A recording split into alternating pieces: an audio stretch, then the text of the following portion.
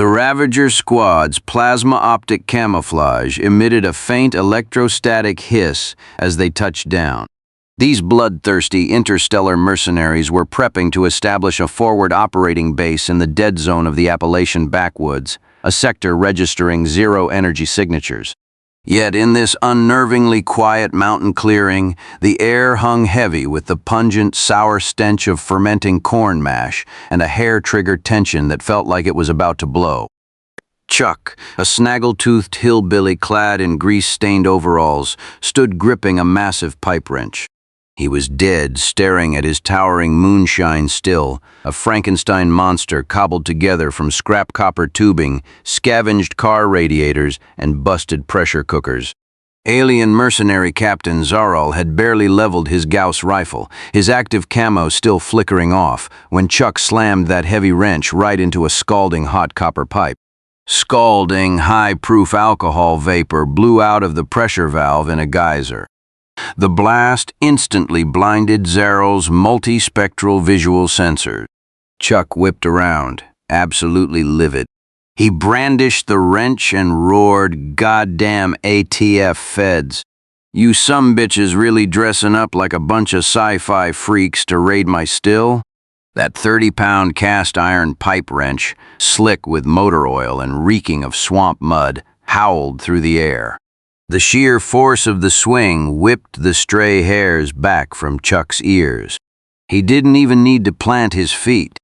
Channeling every ounce of brute core strength, he brought that wrench crashing down right at Zarral's face. A sickening thud cracked over the sharp shatter of glass. Zarral's energy-conductive, transparent visor caved in instantly. Shards from his multispectral sensors and a spray of pale blue blood exploded from the rupture, splattering across Chuck's booze-soaked overalls. The pure, blunt force kinetic energy didn't even trigger Zarral's personal energy shield. That high-tech defense matrix designed to automatically intercept energy-based impacts completely ignored a 30-pound chunk of inert cast iron. The raw momentum sent Zarral flying backward. His freshly charged hover boots slammed into ankle-deep muck and immediately spun out. He skidded back 20 feet, his spine slamming so hard against a gnarly old oak that dead leaves rained down from the canopy. Zarral slid down the rough bark and hit his knees. Pale blue blood oozed through his fingers, sizzling into tiny scorch marks on the forest floor. The tactical terminal on his wrist was screaming in red error codes. The log for his adaptive energy shield was a glaring humiliation. That oil-slicked hunk of iron registered zero energy output. His prized shield had lagged a full second before deploying, meaning Head practically tanked a full swing, 30-pound blunt force strike buck naked. The crystal arrays in his sensors were completely fried by the alcohol steam. His HUD was just a seizure-inducing mess of warning pop-ups, rendering the carbon-based native standing 15 feet away as nothing more than a blurry smear. Zarral ground his molars against his armor's jawliner and slammed a finger into his helmet's internal comms button. Choking on the pungent alcohol fumes leaking into his suit, he barked his orders. "Squad, disengage optical camo. Weapons free. Plasma fire authorized."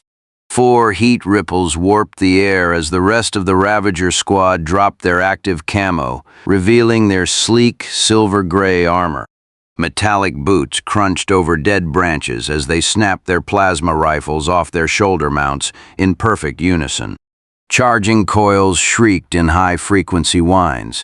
Eerie blue plasma cores flared at the muzzles, radiating a heat so intense that the surrounding weeds instantly curled and blackened. The deafening crack of 4 plasma beams tearing through the air exploded right past Chuck's ear. He kicked off the slick mud and dove hard to the side. Still gripping the heavy wrench, he tucked into a blur, though the radiant heat from the energy beams singed the hair right off the back of his neck. The volley slammed into the exact spot where Head just been standing. A rusted scrap of truck armor he used as a doormat instantly melted into a puddle of bubbling slag. Splashing liquid iron burned right through his denim overalls, leaving a blistering trail of agony up his leg. He didn't even grunt. Chuck plummeted like a sack of potatoes straight into a waist-deep mud wallow just outside the shed. The freezing muck, thick with rotting leaves and a gut-churning stench, immediately swallowed him past his belt. Still clutching his wrench, he sank himself another inch deeper. He scooped up 2 massive handfuls of the pitch-black sludge and slapped it thick over his exposed face and arms, smothering any trace of a thermal signature. Hidden beneath the muck were the surprises Head laid out last month for a rogue black bear. Even through a foot of mud, he knew exactly where every single trap was planted. Zarl glared at the corrupted thermal imaging on his terminal, his knuckles turning white. He kicked aside a glowing piece of melted truck scrap, splattering mud across his gauntlet, and rasped out the pursuit order. The 5 mercenaries simultaneously activated their hover boots. But the moment the pale blue anti-gravity fields hummed to life beneath their soles, the swamp fought back. Wet black mud, thick as fresh asphalt and choked with rotting oak leaves and gravel, was instantly sucked straight into the precision micro-intakes of their boots. The hover tech let out a screeching, high-pitched whine before the anti-gravity fields violently collapsed. The squad didn't even get 2 feet off the ground before they plunged straight back down, sinking past their ankles into the mire. The more they struggled, the deeper they sank. The vicious suction of the Appalachian mud jammed the propulsion blades, grinding them with a sickening crunch.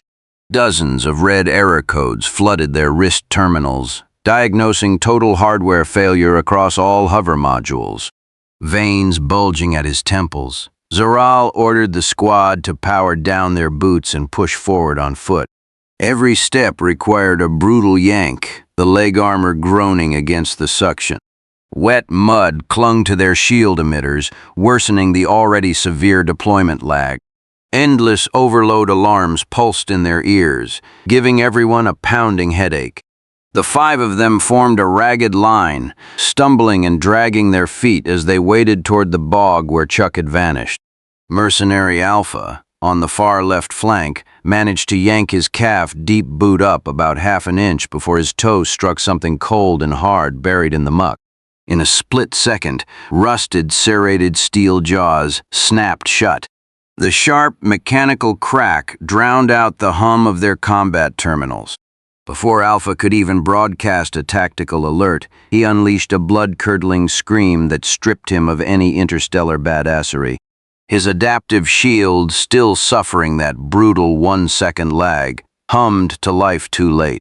The jagged iron teeth had already bypassed the pale blue energy barrier, punching clean through his outer carbon fiber plating and sinking deep into his calf muscle. Alpha completely lost his balance, splashing face first into the mud on one knee. He kicked wildly with his free leg, desperately trying to pry the bear trap off, but the jaws only bit down harder. The violent struggle caused the remaining shield emitters on his leg to spark and spit out a shower of overloaded electrical bursts. The other 3 mercs froze dead in their tracks. Panic setting in, they swung their idling plasma rifles wildly into the dark brush, terrified the unseen enemy was about to leap out at them. Chuck's mud-caked head slowly breached the surface of the waist-deep bog. His singed neck hairs still carried a faint smell of burnt pork. His left hand was still in a death grip on the massive pipe wrench submerged in the muck. His right hand instinctively reached over to the roots of a nearby oak, grasping a weathered, double-barreled shotgun. The stock was smeared with last year's hardened deer tallow, had stashed it there a week ago, just in case the feds came snooping. Pressing his shoulder against the rough bark, he poked the twin barrels through a tangle of briars. The bead sight locked dead center onto the thrashing, howling mercenary Alpha. The chambers were packed with a homemade load of rock salt and rusted iron shavings Head ground up that morning. He wasn't about to waste good brass casings on these bastards. Digging his toes into the slippery clay bottom, he squeezed the triggers. 2 deafening blasts ripped through the damp timber. A hailstorm of iron shrapnel and salt blasted into Alpha's sparking shield generator. The already overloaded circuits violently exploded in a blinding flash of blue-white light. The merc's screams abruptly cut out. His eyes rolled back into his skull as he face-planted solid into the swamp, half his head submerged in the black muck. Out cold.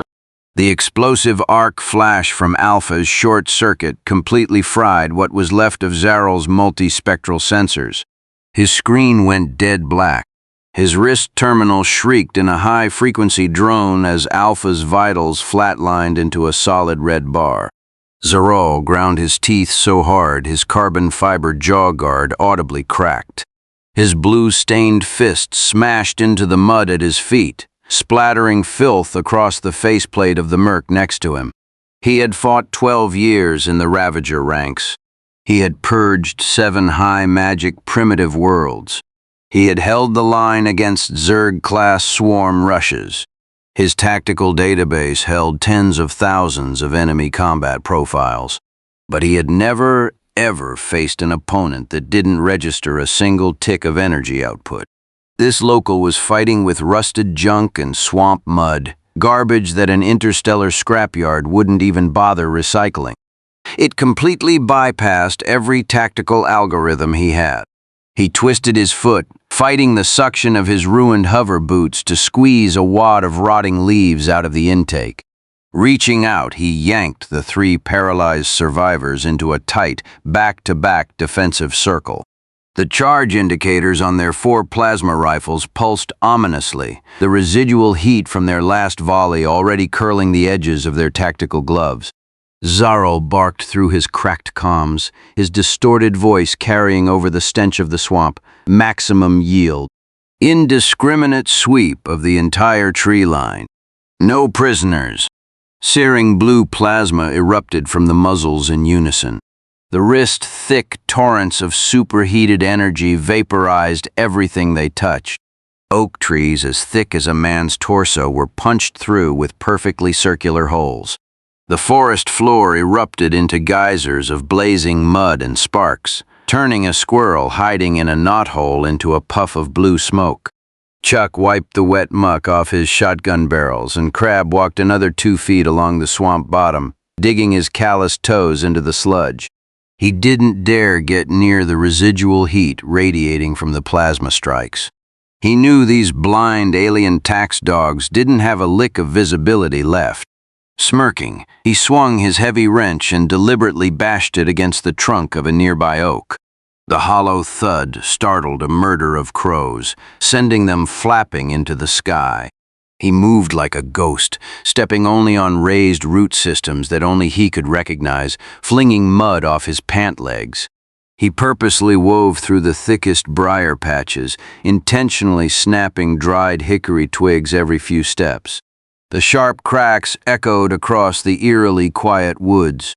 Out of the corner of his eye, he caught the glint of a polished length of piano wire strung taut behind a cluster of ferns, scarcely 3 paces from the edge of a steep mud ravine. Without missing a beat, he scooped up a fist-sized clod of hard clay and whipped it with a pitcher's arm. Smack! It beamed the outermost mercenary right on the pauldron. The mud-splattered merc lurched forward. The taut piano wire caught him instantly, biting deep into the exposed joint where his ruined hover boot met his leg armor. A homemade shotgun trip mine, rigged to the far end of the wire, detonated. There was no blinding flash of plasma, just the brutal, guttural thump of heavy metal shrapnel shredding into armor. The kinetic shockwave blew Mercenary Bravo off his feet. He didn't even get out half a scream before he tumbled head over heels down the steep mud ravine, the thick black sludge swallowing the sound of his plummet. Zarrel lunged forward to grab him, but his gauntlets only caught a handful of slippery slime. His terminal spasmed as another of the 4 remaining combat vitals blinked out to black. The surviving mercs reflexively jerked their rifles up, sweeping wrist-thick beams of plasma through a nearby oak, vaporizing a smoking crater right through its trunk. Zarel's terminal screeched as the fallen Merc's icon gave one last twitch before flatlining. The cold mountain wind, tainted with alcohol fumes, blew through his shattered visor. It stung his blue bleeding wounds, causing half his face to spasm. The propulsion modules in his ankle boots whirred in a futile, empty spin, the intakes utterly choked with mud. He yanked upward with all his might, only to bury his leg deeper. His multispectral HUD remained dead. He scanned every available frequency, but couldn't pick up a single thermal signature matching a carbon-based life form. The unseen phantom hunting them was caked head to toe in freezing mud, masking his heat sig entirely. He kicked over a rotting log.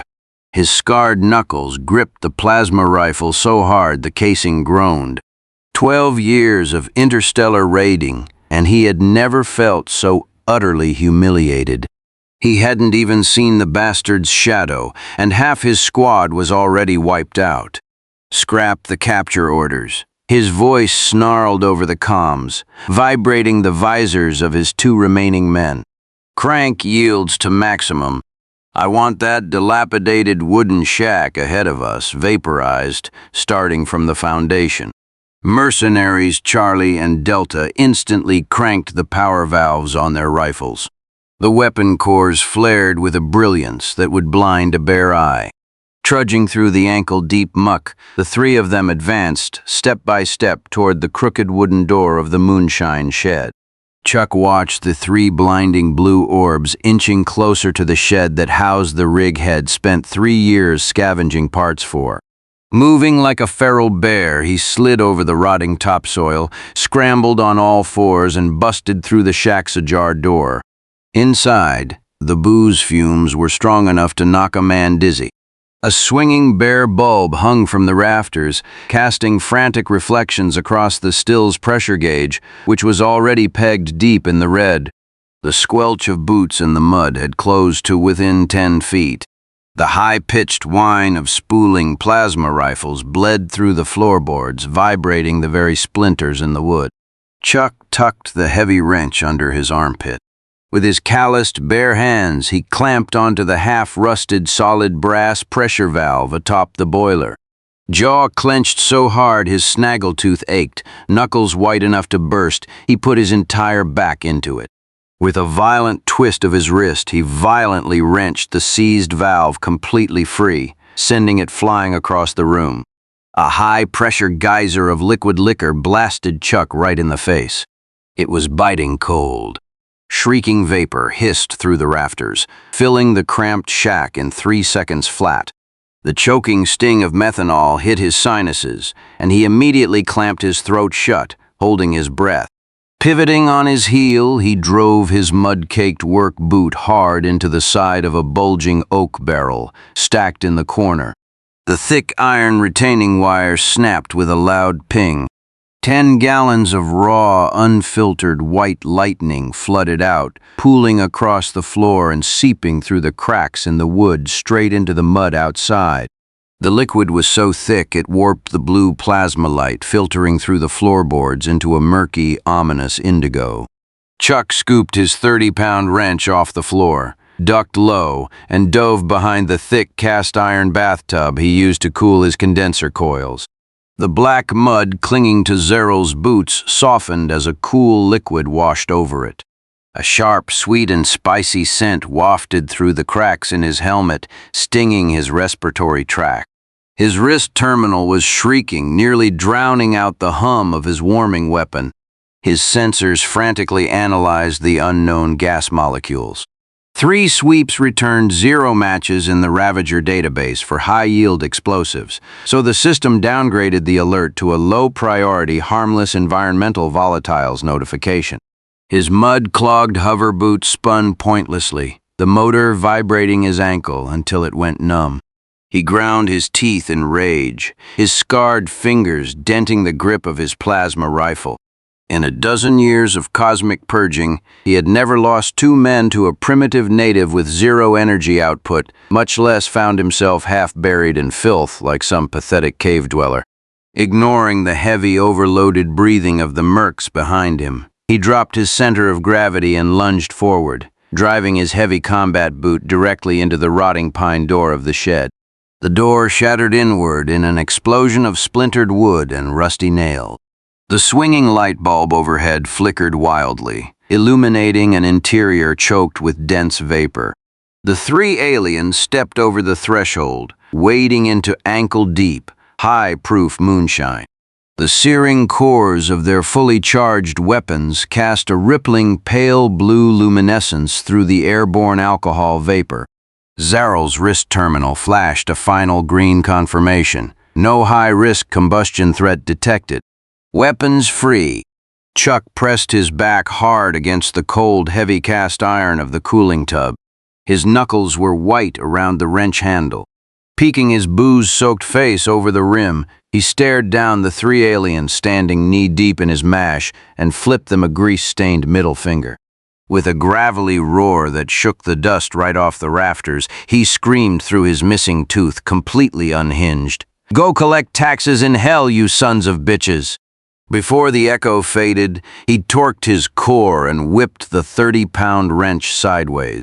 It slammed squarely into a corroded car battery hooked up to the still's heating coils, a janky rig that had been sparking for weeks.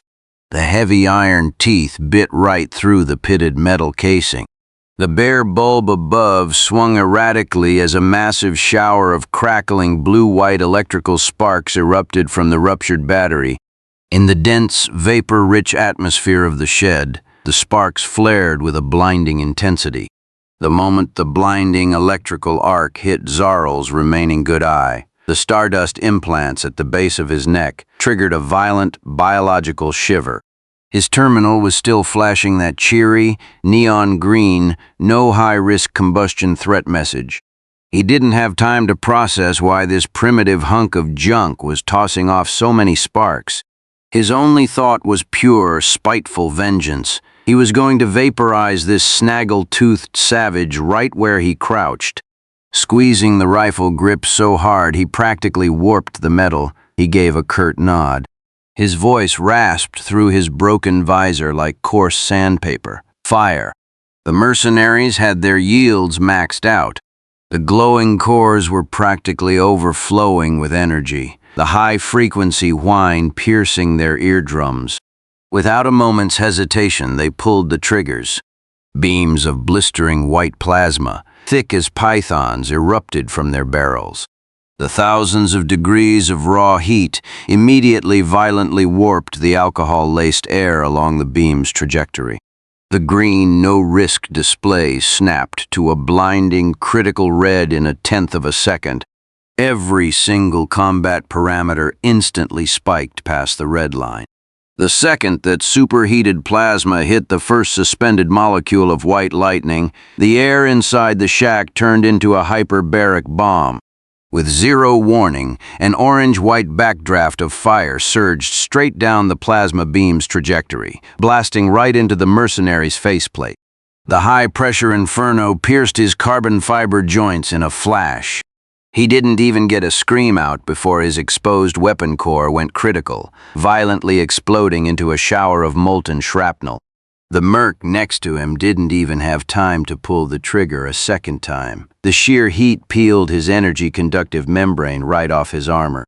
The expanding shockwave hurled him backward through the wooden wall, three of his ribs snapping and embedding themselves in the timber. Zarrel's adaptive shield, still suffering that agonizing 1-second delay, barely flickered on before the thermobaric shockwave hit him dead center. With a sharp crack, his chest emitter blew out into a smoking chunk of scrap. With his legs still hopelessly anchored in the mud, he couldn't brace for the impact. He was launched backward like an empty keg, hydroplaning over the mud for 20 feet, before slamming spine first into a mature white oak. The thick trunk snapped clean in half. A mouthful of burnt-tasting blue blood bubbled over Zarrel's lips. Deafened in one ear, he lay there with his one good eye forced open. He watched the entire moonshine shack bloat like a hot air balloon before detonating. The explosion hurled mangled copper tubing, splintered wood and red-hot scrap metal into the sky. A towering pillar of fire, fueled by vaporized booze, shot 50 feet into the air, scorching half an acre of topsoil until it smoked.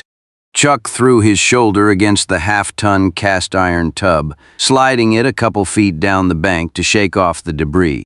A lungful of black soot and burnt alcohol hit the back of his throat, sending him into a violent coughing fit. He scrambled out from beneath the tub, stomping over smoking planks. A mangled piece of copper coil was snagged on the waist of his greasy overalls, and the burn hole in his pant leg had ripped open another 2 inches. He surveyed the smoldering crater. His rig, welded 3 times and patched 7, was twisted into a steaming knot of scrap. Even his prized brass pressure valve, handed down from his granddaddy, was blown to kingdom come. Chuck let out a furious, snaggle-toothed holler, unleashing a string of profanities so vile they practically rattled the smoking dirt. He kicked a glowing piece of wood 20 feet away, showering sparks over the brush. 20 barrels of prime white lightning, aged for 3 weeks, and promised to a biker gang up in Kentucky, all blown to goddamn smithereens. Zarro clawed a shard of sensor glass out of his mangled visor, his fingertips coming away slick with pale blue blood. Charred bark drifted down from the severed oak tree behind him. His ruined chest emitter hissed with white smoke. The screen of his wrist terminal spasmed violently. The moment the last red blip of his squad faded to black, the casing overheated so badly it nearly fused to his skin. He tried to flex his ankle, but the hover boot motors were completely fried, no longer even capable of a whine. The Appalachian muck wedged into every seam had cemented him into the earth. He couldn't budge an inch. Blinded sensors left him with only one organic eye to watch the flaming remnants of the shed float through the sky. Copper slag, warped pressure cooker shards, and shredded oak staves rained down, showering his armor in tiny sparks. 12 years of combat memories churned into an incoherent mess. He had never suffered a defeat so utterly absurd. His squad hadn't been hit by a single piece of standard-issue energy weaponry. They'd been wiped off the map by a wooden shack registering 0 energy output, entirely dismantled by a puddle of pungent, sweet-smelling low-grade liquid. He coughed up another wad of blue blood, letting it drip into the baked mud by his boots, sizzling as it hit the dirt. Summoning every last ounce of his fading strength, he raised his shaking arm. His fingers, trembling like they were frozen, finally aligned with the raised sauce beacon button on his terminal. The pad of his finger barely brushed the cold metal surface. Then the massive shadow of a soot and oil-stained cast-iron pipe wrench completely eclipsed his vision. Veins popped on Chuck's forearm as he brought the 30-pound iron head down hard. It caught Zarro right on the unbroken side of his visor, with a sickening thud, like smashing a frozen watermelon.